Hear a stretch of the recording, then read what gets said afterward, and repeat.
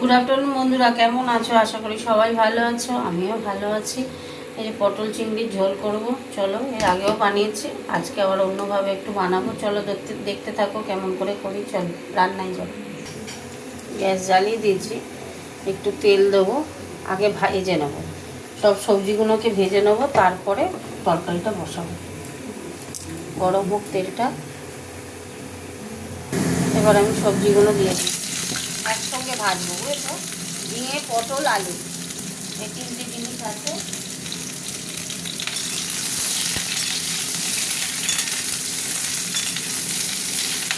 ভাজা হতে থাক। কড়াতে একটু তেল দিয়ে দিচ্ছি, ভেজে তুলে নিয়েছি। চিংড়ি মাছ ভাজবো, তো তেল দিয়ে দিলাম। তেলে একটু মিষ্টি দিলাম, দুটো শুকনো লঙ্কা, জিরে ফোড়ন দিলাম। এই যে ভেজে তুলে নিয়েছি।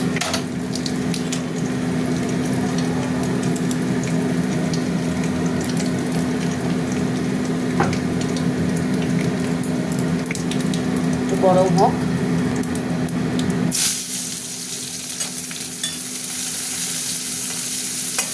পেঁয়াজ দিয়ে দিলাম, পেঁয়াজটা একটু ভাজা ভাজা হোক। পেঁয়াজ ভাজা ভাজা হয়ে গেছে, চিংড়ি মাছ দিয়ে দিলাম।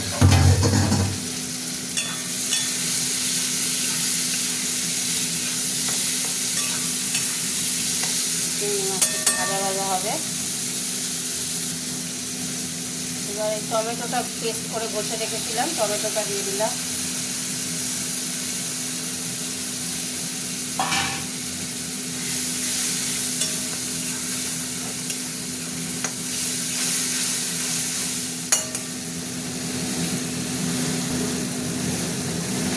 টমেটোটা ভাজা ভাজা হয়ে গেছে, এবার দিয়ে দেবো মশলা, আদা রসুনের পেস্ট।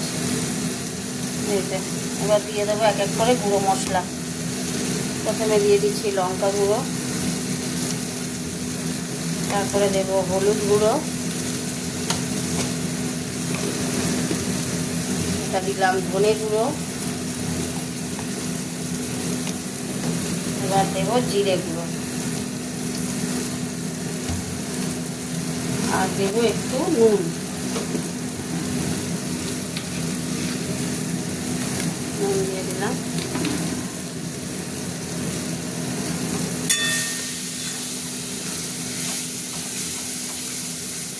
জল দিতে হবে।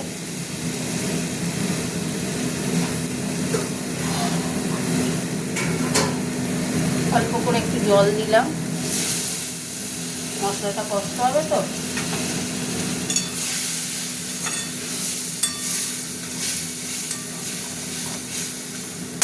মশলাটা কষা হোক। মশলাটা কিছুটা কষা হয়ে গেছে, সবজিগুলো ঢেলে দিলাম। সবজিগুলো দিয়ে কষা করবো, মানে মশলাটা নাড়বো আর কি, সবজিগুলো দিয়ে হতে থাক। বন্ধুরা, মশলা কষা হয়ে গেছে, এই যে তেল ছেড়ে দিয়েছে, আর লেগেও যাচ্ছে তলাতে, বুঝেছো? জল দিয়ে দিচ্ছি, ঝোল হবে। ঝিঙে পটল আলু চিংড়ি মাছ দিয়ে ঝোল হলো, বুঝতে পারলে? কটা লঙ্কা দিয়ে দিলাম, কড়াটাতে লেগে গেছে।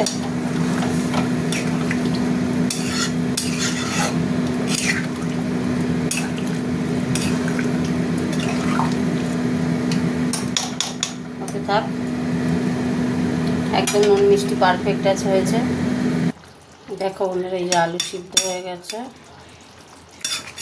তরকারি কমপ্লিট, সব সিদ্ধ হয়ে গেছে। চলো তোমাদের সাথে একটু কথা বলে নিই। তো আজকে ঝিঙে পটল আর আলু দিয়ে চিংড়ি মাছের একটা ঝোল করলাম, কেমন হয়েছে কমেন্ট করে জানিও। টাটা বন্ধুরা।